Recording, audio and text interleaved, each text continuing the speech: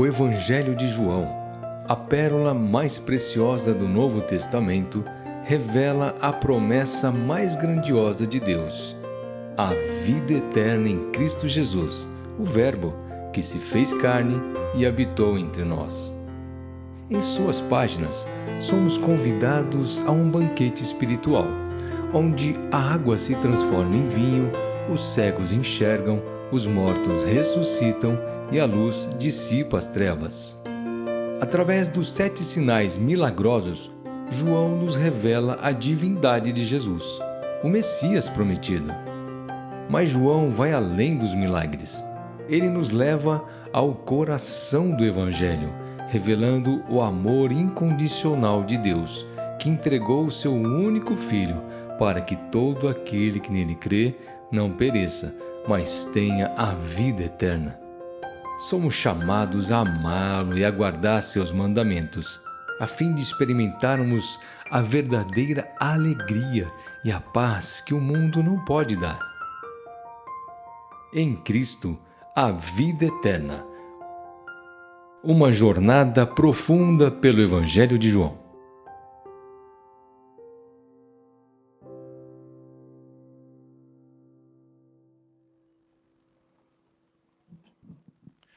João 5, do versículo de número 30 até o 47. Eu nada posso fazer de mim mesmo, na forma por que ouço julgo. O meu juízo é justo, porque não procuro a minha própria vontade, e sim a daquele que me enviou. Se eu testifico a respeito de mim mesmo, o meu testemunho não é verdadeiro. Outro é o que testifica a meu respeito. Eu sei que é verdadeiro o testemunho que ele dá de mim. Mandastes mensageiros a João, e ele deu testemunho da verdade. Eu, porém, não aceito humano testemunho. Digo-vos, entretanto, estas coisas para que sejais salvos. Ele era a lâmpada que ardia e alumiava. E vós quisestes, por algum tempo, alegrar-vos com a sua luz. Mas eu tenho maior testemunho do que o de João, porque as obras que o Pai me confiou para que eu as realizasse, essas que eu faço, testemunham a meu respeito de que o Pai me enviou. O Pai que me enviou, esse mesmo é que tem dado testemunho de mim. Jamais tendes ouvido a sua voz, nem visto a sua forma. Também não tendes a sua palavra permanente em vós, porque não credes naquele a quem ele enviou. Examinais as Escrituras, porque julgais ter nelas a vida eterna, e são elas mesmas que testificam de mim. Contudo, não quereis vir a mim para terdes vida. Eu não aceito glória que vem dos homens. Sei, entretanto, que não tendes em vós o amor de Deus. Eu vim em nome de meu Pai, e não me recebeis. Se outro vier em seu próprio nome, certamente o recebereis. Como podeis crer, vós, os que aceitais glórias uns dos outros, e contudo não procurais a glória que vem do Deus único? Não penseis que eu vos acusarei perante o Pai. Quem vos acusa é Moisés, em quem tendes firmado a vossa confiança. Porque se de fato cresces em Moisés, também creríeis em mim, porquanto ele escreveu a meu respeito. Se, porém, não credes nos seus escritos, como crereis nas minhas palavras? Feche seus olhos, baixe a sua fronte, vamos orar mais uma vez. Deus, nós, o teu povo, estamos reunidos nesse lugar com o propósito santo de te adorar. Obrigado, Senhor, pelos louvores que foram entoados, pelos textos que foram lidos, pelas preces que foram feitas, pelo perdão que nos fora outorgado. Te agradecemos por todos os atos desse culto. rogamos apenas que o Senhor fale conosco, que o Senhor não retires de nós o teu Espírito. Pelo contrário, que ele se mova livremente no nosso meio e possamos compreender a sua santa palavra assim como ela foi escrita. E que essa palavra possa produzir frutos e mais frutos na nossa vida e através da nossa vida. Abençoa-nos, Senhor, e certamente seremos abençoados esta manhã. Fale conosco, para que todos nós ouçamos a sua voz. Essa é a oração que fazemos, e a fazemos em nome de Jesus. Amém. Nós estamos vendo, durante grande parte do capítulo de número 5, Jesus explicando quem ele é. Jesus se comparou ao Pai, Jesus mostrou que ele tinha pelo menos 9 características iguais a Deus, e no domingo passado, Jesus fez uma afirmação contundente. Ele disse que era necessário nascer de novo. Era necessário nascer de novo aqui e agora para ressuscitar no último dia. Era necessário crer nele para que ele desse vida eterna. Era necessário que os judeus acreditassem em tudo o que ele havia dito, para que os judeus não só experimentassem vida naquele momento, mas no último dia também experimentassem a ressurreição da vida eterna. Hoje nós veremos a continuidade dessa história. E a continuidade nessa história pode ser entendida, pode ser imaginada, pode ser compreendida por meio de um tribunal. Imagine-se numa sala de julgamento. Veja essa sala. Veja Jesus como réu perante o tribunal. E o tribunal nada mais é do que o tribunal da incredulidade. Todas as pessoas que estão ao redor não acreditam em Jesus. Jesus já falou sobre a sua obra, Jesus já falou sobre a sua missão, Jesus já falou sobre a sua identidade, mas mesmo assim ele ainda não conseguiu reverter o resultado do julgamento. E então, Jesus convoca testemunhas. E então, Jesus vai convocar testemunhas para confirmar a verdade do fato. Este texto que nós acabamos de ler é um tribunal celestial. Jesus, apesar de réu, se apresenta como filho de Deus. E diante dos judeus incrédulos, Jesus faz a sua defesa. Porém, ao contrário do que podemos esperar, Jesus não busca se defender de forma egoísta para vencer a batalha. Pelo contrário, Jesus está demonstrando as evidências da incredulidade e não as evidências da sua divindade. Jesus convoca testemunhas irrefutáveis. Ele apresenta o seu próprio testemunho, ele apresenta o de João Batista, ele apresenta o das obras, ele apresenta o do Pai e por fim ele apresenta o testemunho das Escrituras. Essas provas são abundantes, mas os judeus permanecem resistidos e resistentes. E por que os judeus não creem? Ora, os judeus não creem não é por falta de evidências.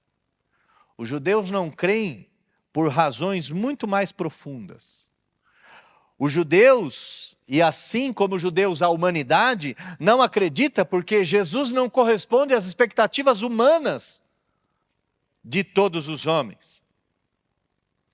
Os judeus não creem, e assim toda a humanidade não crê, porque o coração deles é incrédulo. Os judeus não creem, e assim todos os homens não creem, porque eles distorcem a autoridade. E por fim, porque os homens preferem a glória desse mundo do que a glória de Deus. Nós veremos então o tribunal, Nós veremos as testemunhas, veremos os motivos pelos quais os homens não creem, e quando nós chegarmos no final, nós perceberemos que Jesus não é o réu dessa história. Nós perceberemos que os homens incrédulos é que estão sendo julgados. Nós perceberemos que é a minha e a sua incredulidade que estará sendo julgada. Nós perceberemos que o que será exposto não é o Senhor, mas sim o nosso próprio coração. E o meu objetivo, nesta manhã, não é apenas percorrer o tribunal da incredulidade, mas ao término, acabar de uma vez por todas, com a minha incredulidade, com a sua incredulidade, com a nossa incredulidade.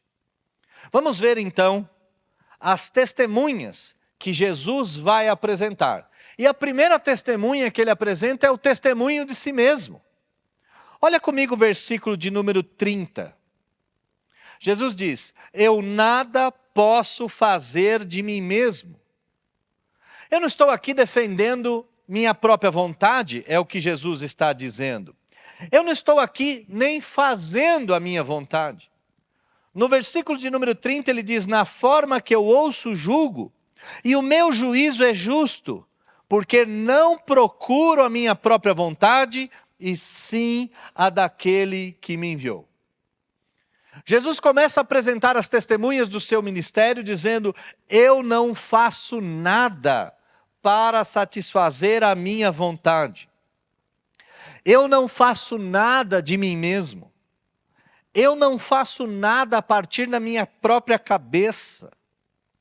Eu não faço nada para procurar a minha glória, a minha satisfação, a minha vontade. Eu não faço nada de forma egoísta. Jesus começa a apresentar as testemunhas, dando um testemunho singelo da sua humildade, da sua submissão e da sua lealdade ao Pai. Eu nada faço, nada posso fazer de mim mesmo. Eu não procuro a minha vontade. Eu procuro satisfazer exclusivamente a vontade do meu Pai. Nessa cena, os judeus não acreditam em Jesus. Jesus é posto como réu. Jesus discursa dizendo quem ele é. E então, em defesa própria, ele diz: eu não faço nada de mim mesmo. Em defesa própria, ele diz: eu não faço nada para satisfazer a minha própria vontade. Mas antes que os judeus se levantassem e dissessem: você está legislando em causa própria, você está se defendendo a si mesmo, seu testemunho não é verdadeiro. Jesus se antecipa e no versículo de número 31 ele diz: eu não ficarei meramente no meu testemunho. Não precisam se desesperar, porque eu sei que eu não posso testificar a respeito de mim mesmo. Eu sei que se eu falo em meu próprio nome, o meu testemunho não é verdadeiro. E é exatamente isso que o versículo de número 31 diz. Se eu testifico a respeito de mim mesmo, o meu testemunho não é verdadeiro. Eu não vou defender a minha causa apontando para o meu próprio ser.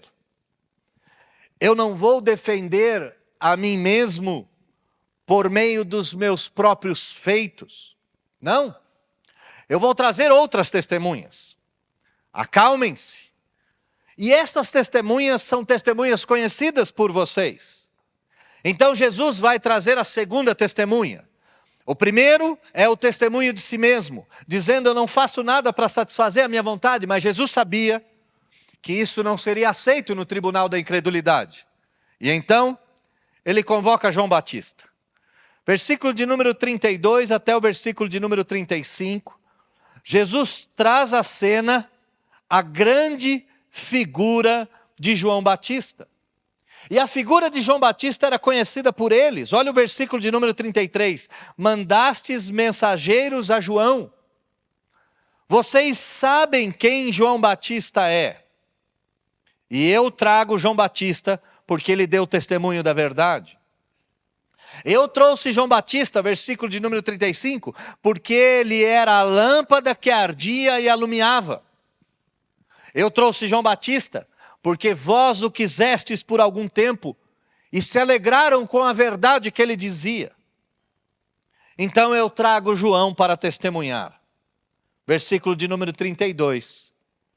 João é convocado e traz o seu testemunho. Outro é o que testifica a meu respeito. E sei que é verdadeiro o testemunho que ele dá de mim. No tribunal da incredulidade, Jesus usa o seu próprio testemunho dizendo: nada que eu fiz até hoje, eu fiz para satisfazer a minha própria vontade. Mas se o meu testemunho não basta, eu trago João Batista. Eu trago João Batista porque João Batista era alguém que ardia com a verdade. Ele era a lâmpada que iluminava. Vocês o quiseram por algum tempo, se alegraram com sua mensagem. Então ouçam o que João tem a dizer. Ouçam o que João tem a falar sobre mim em relação a vocês. Ouçam o testemunho da verdade advindo de João o Batista. Mas há um detalhe. Enquanto Jesus traz o testemunho de João, no versículo de número 34, ele mostra o motivo pelo qual ele está trazendo o testemunho de João. E não era porque João tinha condições de defender o Senhor da glória. Não. Versículo de número 34, ele diz: eu não aceito testemunho humano. Digo-vos, entretanto, essas coisas para que sejam salvos. Eu não preciso do testemunho dos homens. Eu só trago o testemunho de João Batista para que vocês acreditem. Eu só trago o testemunho de João Batista para que vocês sejam salvos. Eu só trago o testemunho de João Batista para o benefício de vocês e não para o meu próprio benefício. E percebam, Jesus está sendo julgado no tribunal da incredulidade. Jesus diz: eu não faço nada do meu próprio coração, mas eu sei que isso não vale, então esquece.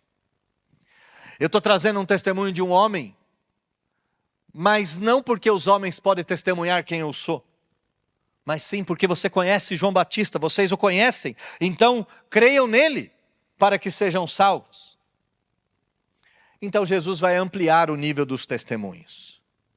Versículo de número 36, ele vai trazer um testemunho ainda maior do que o de João, e olha o versículo de número 33, mas eu tenho maior testemunho do que o de João. E que testemunho maior é esse? Jesus já tinha dito do seu próprio coração que ele não fazia nada para satisfazer a sua vontade. Jesus já trouxe alguém que era conhecido e admirado por todos aqueles judeus. Agora então ele vai trazer um testemunho maior ainda. E ele vai dizer: as obras que o Pai me confiou para que eu as realizasse, essas que eu faço, testemunho a meu respeito de que o Pai me enviou.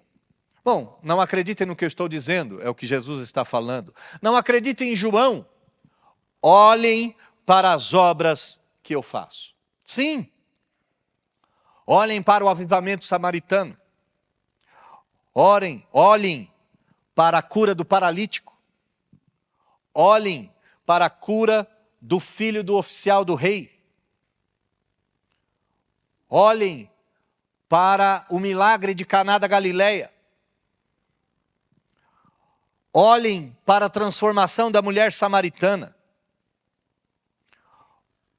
Olhem para a purificação do templo.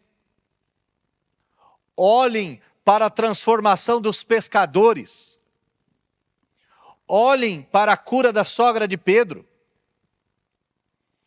Olhem para todos os sinais. E João, ao escrever o seu evangelho, lá no finalzinho vai dizer: se todos os sinais que Jesus fez fossem escritos em livro, nem todos os livros desse mundo dariam conta de contar tudo que ele fez. Jesus está dizendo: não olhem para mim, não olhem para João, apesar que eu estou dando testemunho de mim mesmo e João também. Olhem para as obras que eu faço.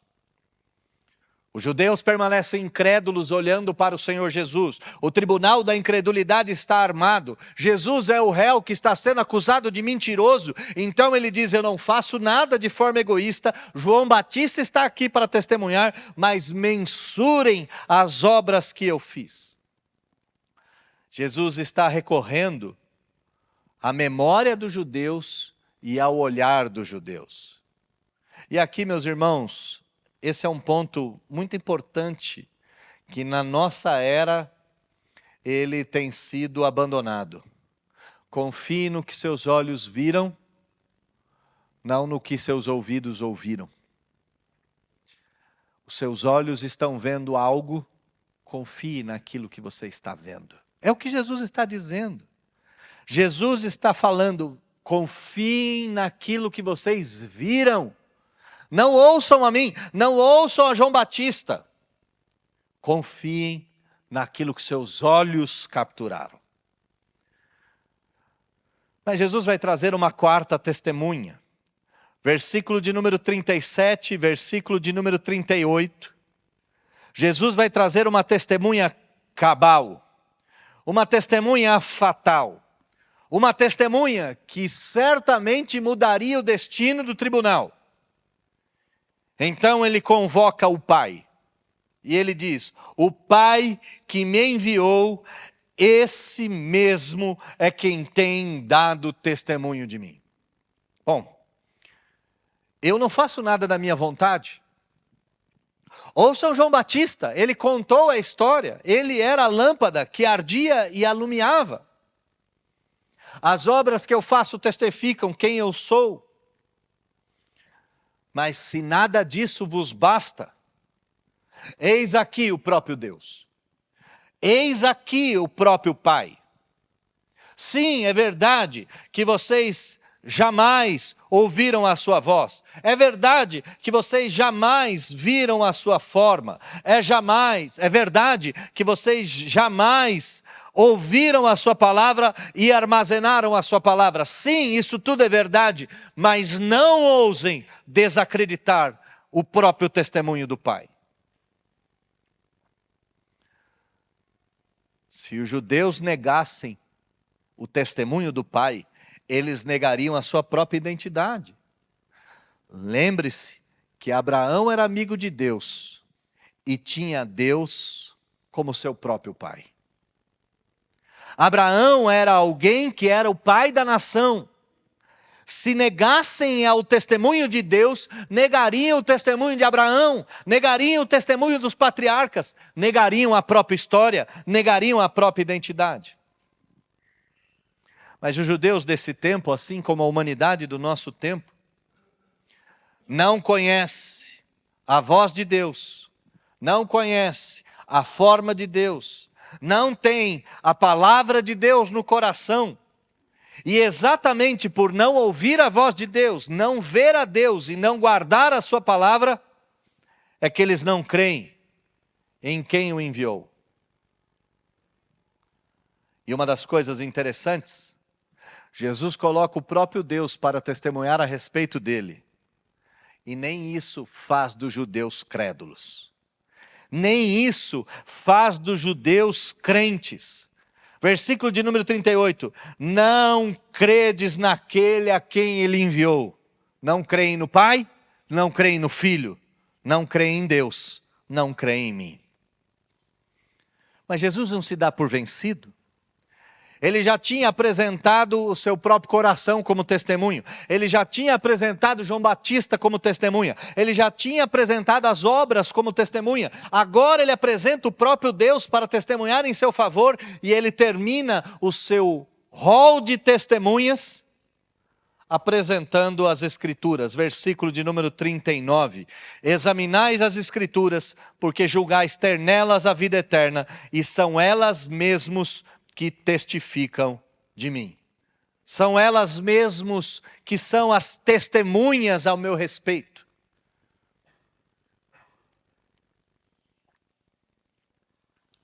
Se o que eu falo não serve, se o que João fala não serve, se o que eu faço não serve, se o que o próprio Deus fala não serve, leiam as Escrituras. Leiam as Escrituras. Examinem as Escrituras. E perceba que o versículo de número 39 é: examinem as Escrituras. Sim, são elas, são os textos sagrados. A Bíblia do Antigo Testamento e do Novo, são elas mesmas que testificam de mim. Recorram ao testemunho da Escritura. Recorram à palavra de vida eterna. Recorram à Bíblia. Folheiem a Bíblia, porque nelas tem a vida eterna, porque são elas que testificam de mim. Pois bem, diante desse tribunal, Jesus está sendo julgado por aquilo que ele fez. Os judeus queriam matá-lo porque ele curou no sábado. E não só queriam matá-lo porque ele curou no sábado, mas porque ele se fez igual a Deus. Jesus apresentou-se como sendo igual a Deus. Disse que era necessário acreditar nele, porque senão seriam julgados. E então, em meio ao tribunal, Jesus coloca as suas 5 testemunhas enfileiradas, ele mesmo, João Batista, as obras, o próprio Deus e as Escrituras, e nós poderíamos pensar, ok, fim do tribunal. A sentença é: Jesus é verdadeiro, os judeus não acreditam nele, e o que resta para os judeus é acreditarem no Filho de Deus para terdes vida. Mas o problema é que o tribunal não termina aqui. Mesmo diante das evidências, mesmo diante das provas, mesmo diante das testemunhas, mesmo diante do paralítico que está andando ao redor desse tribunal, mesmo diante de tudo que Jesus fez, versículo de número 40 tem um contudo. Apesar disso tudo, os judeus não querem vir a Jesus para terdes a vida eterna.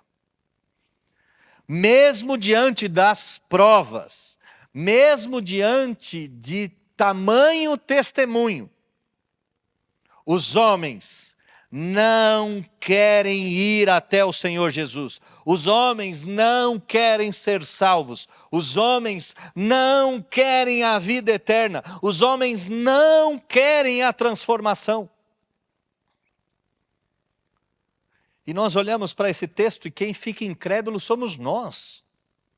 Como pode os homens não quererem ir até Jesus para terem vida?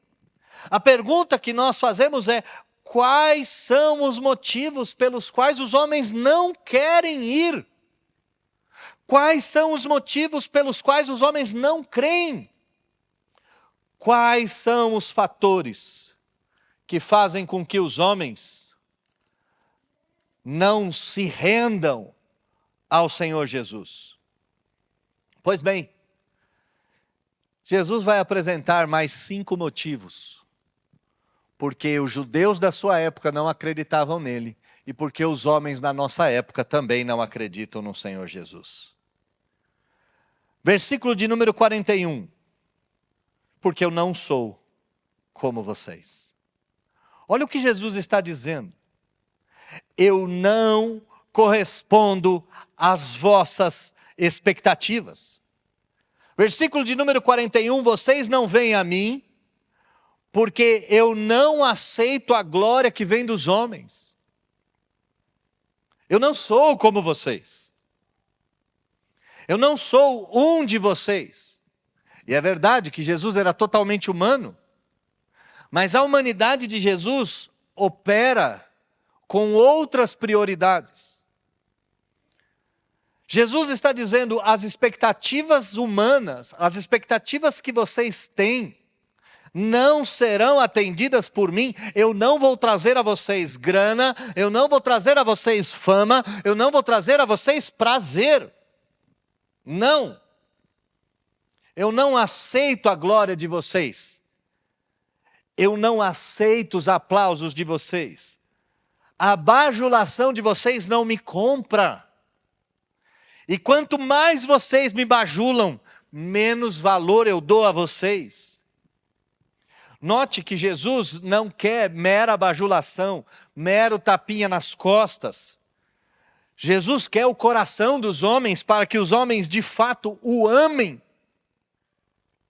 Mas os homens não querem ir até o Senhor Jesus para ter vida. O que os homens querem é um Deus semelhante a eles próprios. E é interessante isso. Porque a humanidade tem criado deuses segundo a sua imagem e semelhança. E o verdadeiro Deus criou a humanidade à sua imagem e semelhança. É o contrário. Os homens criam deuses do Olimpo que são vaidosos, que são invejosos, que são mentirosos, que são aduladores, que são cobiçosos, omissos, promíscuos. Já o Deus de toda a terra cria homens para serem santos como Ele é santo.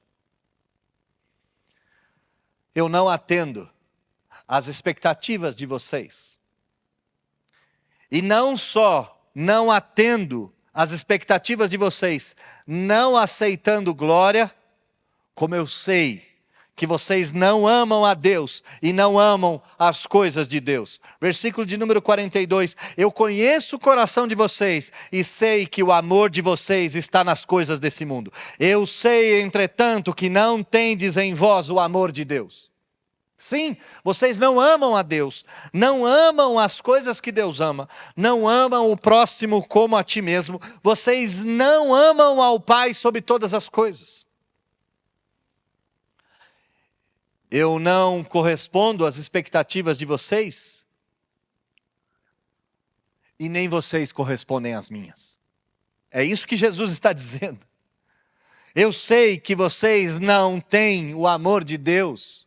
Vocês não amam a Deus de todo o vosso coração, de toda a vossa alma, de todo o vosso entendimento. E perceba que Jesus está discursando para judeus que alegavam cumprir a primeira parte do mandamento de forma perfeita. Eles acreditavam que eles amavam a Deus de forma perfeita. Eu não sou como vocês. O amor de Deus não está em vocês. Sua fonte de autoridade é deturpada. Versículo de número 43, vocês distorcem a autoridade. Eu vim em nome de meu Pai e não me recebeis. Se outro vier em seu próprio nome, certamente o recebereis. Eu fiquei pensando muito nesse texto e quantas vezes eu caio nesse versículo 43. Quantas vezes eu deixo Deus de lado e deixo o Senhor Jesus de lado por causa do médico, por causa do gerente do banco, por causa do prefeito, por causa do secretário de educação, secretário de esportes, por causa de alguma outra autoridade. Quantas vezes eu deixo Deus de lado por causa do juiz, por causa do promotor. Quantas vezes eu recebo embaixadores do lixo, ao invés de receber o embaixador da glória. O problema da incredulidade não é só dos judeus, o problema da incredulidade é da humanidade. E no tribunal da incredulidade, Jesus apresentou as testemunhas, mas mesmo com as testemunhas, os homens não querem acreditar no Senhor Jesus. Então o Senhor Jesus diz, os motivos não são as testemunhas, nem a falta de prova. Os motivos é que eu não sou como vocês. Os motivos é que o amor de Deus não está em vocês. Os motivos é que vocês têm um amor pelas autoridades desse mundo e um desprezo pela autoridade de Deus. O problema é que vocês buscam a glória terrena e jamais buscam a glória dos céus. Olha o versículo de número 44. Como podeis crer, vós os que aceitais glórias uns dos outros, e contudo não procurais a glória que vem do Deus único? Jamais vocês poderão crer, porque vocês são ávidos pela glória desse mundo, ávidos pela glória uns dos outros, ávidos pelos títulos, ávidos pelos palanques, ávidos pelos aplausos, mas nunca, em momento nenhum, ávidos por aplaudir a Deus ou por receber os aplausos do próprio Pai. Por que que os judeus não acreditam? Por que que o mundo não acredita? Porque falta prova? Lógico que não. As provas são abundantes. É só olhar o Senhor Jesus, é só ouvir João Batista, é só enxergar as obras que ele faz e continua fazendo, é só ouvir a voz de Deus, é só ler a Escritura. Basta qualquer um destes para que nós creamos em Cristo. O problema da incredulidade não está em Cristo, não está nas provas que Cristo apresenta. O problema da incredulidade está em nós, que somos incrédulos. Nós não aceitamos Jesus porque Ele não corresponde às nossas expectativas. Nós não aceitamos Jesus porque nós não amamos a Deus. Nós não aceitamos Jesus porque a gente distorce a autoridade. Nós não aceitamos Jesus porque nós buscamos a glória desse mundo e não a glória do céu. Essa é a grande verdade. Se nós formos sinceros, nós veremos que esse julgamento não revela o coração dos judeus, não revela o coração desse mundo, infelizmente revela o meu e o seu coração. O julgamento da incredulidade é o julgamento da nossa incredulidade. Sim. Quais são as expectativas que temos do Senhor Jesus? Temos a expectativa de um curandeiro a tiracolo. Aonde está o nosso coração? O nosso coração está nas coisas desse mundo. Qual é a autoridade que respeitamos? A autoridade que nos traz algum privilégio. Qual é a glória que nós queremos? Nós queremos a glória desse planeta. Nós queremos a glória deste mundo. Se acabasse por aqui, a gente ia embora com essa verdade, meio lastimosos, né? Meio cabisbaixos, meio chutando as pedrinhas, meio dando de ombro e dizendo, pois é, somos assim. O problema é que o julgamento tem uma mudança radical. Olha comigo o versículo de número 45, 46 e 47. O julgamento tem uma virada de mesa. Jesus está sentado no banco dos réus, mas então ele se levanta e coloca no banco dos réus todos os judeus incrédulos. A história começa com Jesus sendo interrogado. Quais são as testemunhas que você apresenta? Jesus disse, eu apresento o meu próprio coração, eu apresento João Batista, eu apresento as obras que eu fiz, eu apresento o Pai, eu apresento as Escrituras. Então Jesus, o problema não são as evidências, não são as testemunhas, o problema são vocês. E quem tem que ser julgado não sou eu, quem tem que ser julgado são vocês. E ele diz, não pensem que eu vos acusarei perante o Pai. A cena muda. Deus, que era testemunha de defesa do Senhor Jesus, assume o trono do julgamento. E Jesus não precisa nem assumir o lugar do promotor. Quem vos acusa é Moisés. Quem assume a promotoria agora não sou eu, mas é Moisés. Quem vos acusa é Moisés, em quem tendes firmado a vossa confiança. É como se o libertador de Israel lá do passado, Moisés, o grande libertador do Antigo Testamento, se levantasse não como testemunha de acusação, mas como promotor, e dissesse, eu tinha afirmado a vocês que no final dos tempos apareceria um profeta maior do que eu. E eu disse a vocês, Moisés falando, eu disse a vocês, a ele creiam.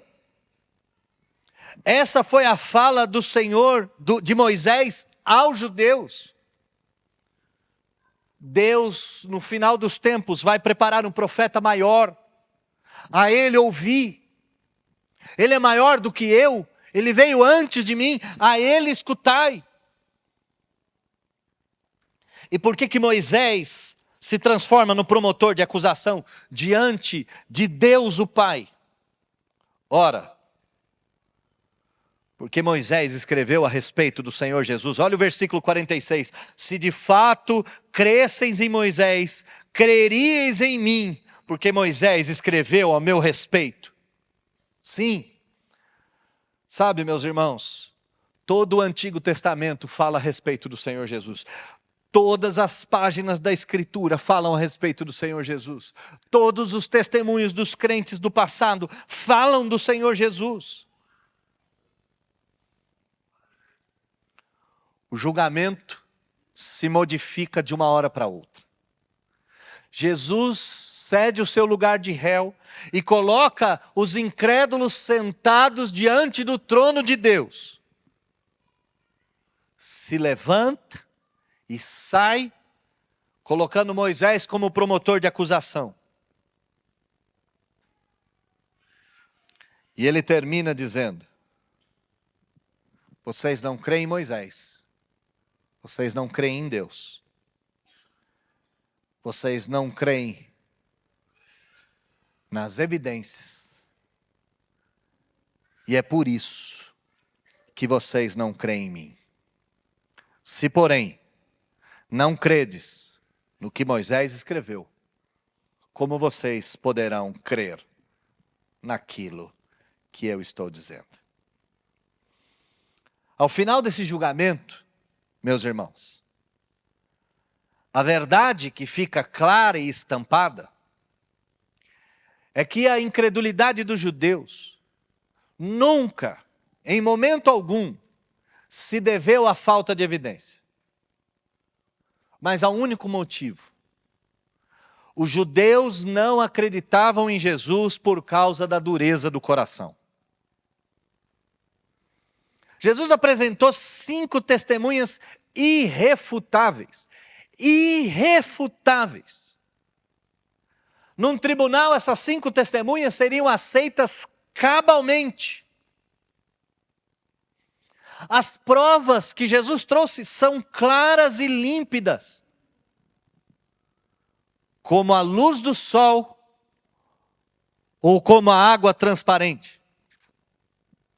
E todas elas são consistentes para provar a identidade de Jesus como o único Filho de Deus, como aquele que é igual ao Pai, como aquele que tem palavras de vida eterna, como aquele que pode salvar o homem hoje e pode salvar o homem no futuro. Tudo nesse tribunal foi tão consistente, tão denso, tão profundo, que a única conclusão que deveriam chegar os judeus era: estamos diante do Deus em carne. Porém, ainda assim, apesar de tudo isso, os judeus ainda quiseram matar o Senhor. E se lembre que no final do Evangelho de João, os judeus enfim concretizarão o seu intento, porque Jesus será morto numa cruz ao lado de 2 ladrões.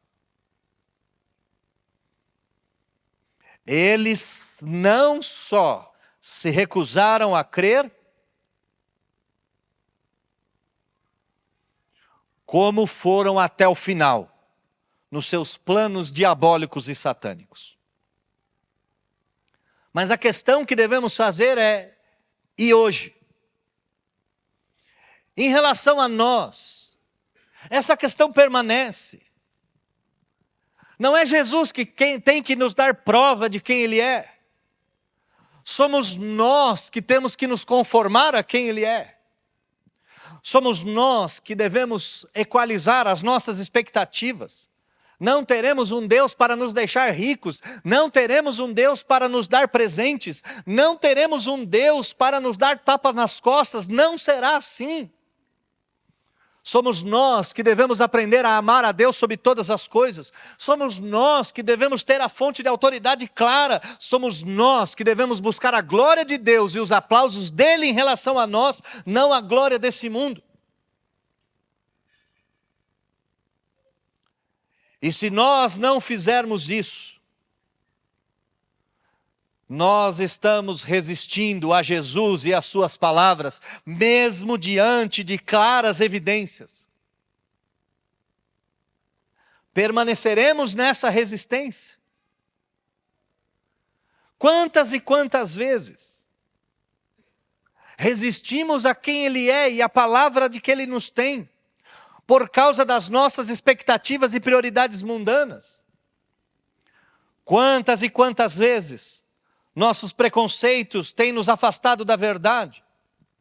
Quantas e quantas vezes não somos até piores do que os judeus que mataram o Senhor Jesus?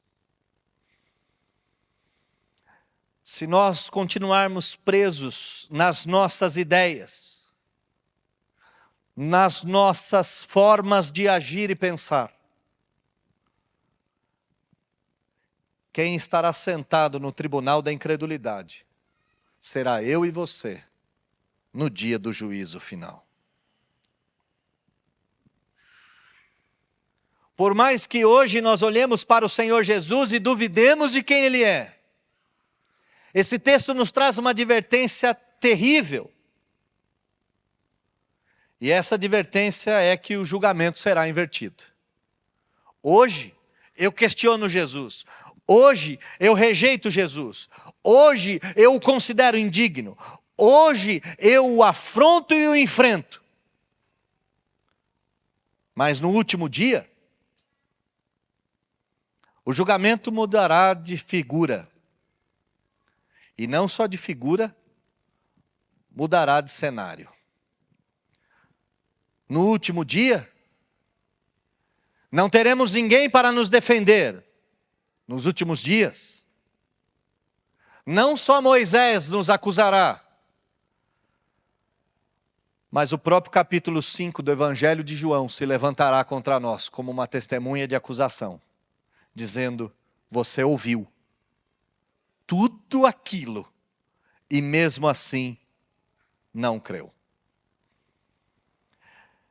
Eu disse que a gente poderia sair daqui cabisbaixo, podia sair daqui chutando pedras, mas o assunto é pior. A gente não sai daqui só triste, a gente sai daqui sabendo que a incredulidade do meu coração e do seu coração será julgada.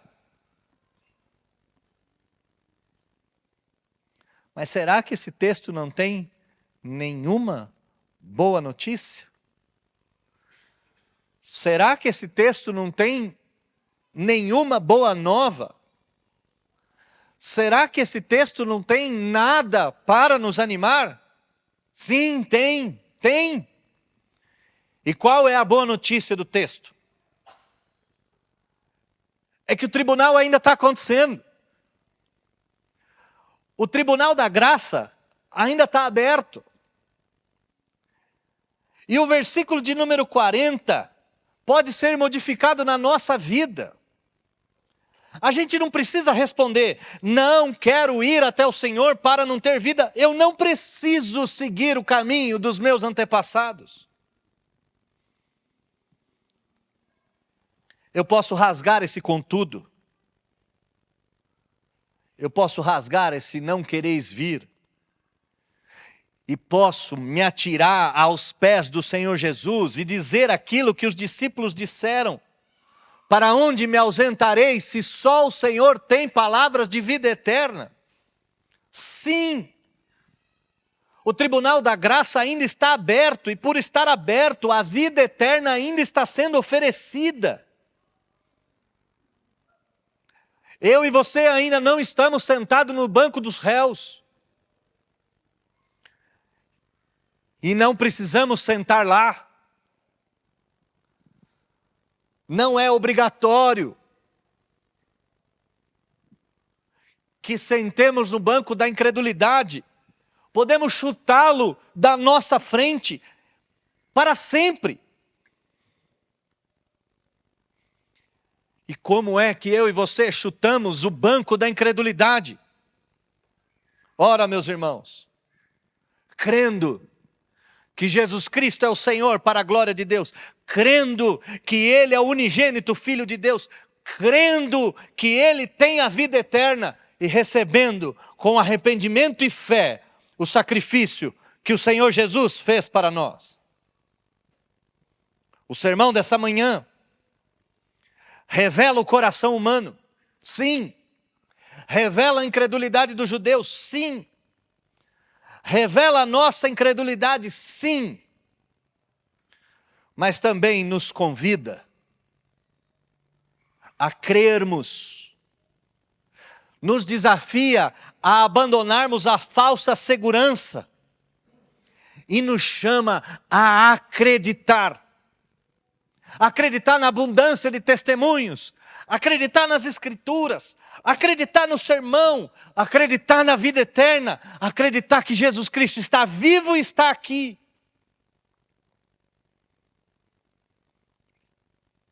O sermão não mostra só a nossa incredulidade, mas nos dá a esperança de que a vida está somente a um passo. Para chutarmos o banco da incredulidade, devemos chutar o nosso coração duro, a nossa mente teimosa e a nossa alma enganadora. E devemos nos achegar ao Senhor Jesus como o único caminho, a única verdade e a única vida. Hoje não é dia de sentença. Hoje não é dia de condenação. Hoje não é dia de morte. Hoje é o dia de crer. Hoje é o dia de ouvir o chamado de se encontrar com Jesus. Hoje é o dia de obter vida eterna. Hoje é o dia de receber do Senhor Jesus aquilo que Ele nos oferece abundantemente. O próprio Senhor Jesus nos diz: vinde a mim, os que estáis cansados e sobrecarregados, que eu vos aliviarei. Hoje é dia de vida, e dia de vida em abundância. Basta chutar de uma vez por todas o banco da incredulidade e o pecado do seu coração. Feche seus olhos, baixe a sua fronte.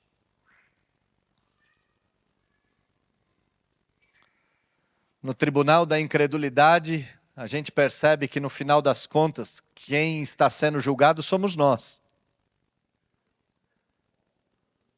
E não é a falta de prova. Prova é o que mais tem. O problema é a nossa expectativa, o problema é a dureza do nosso coração, o problema é que a gente não quer. Não quereis vir, esse é o problema.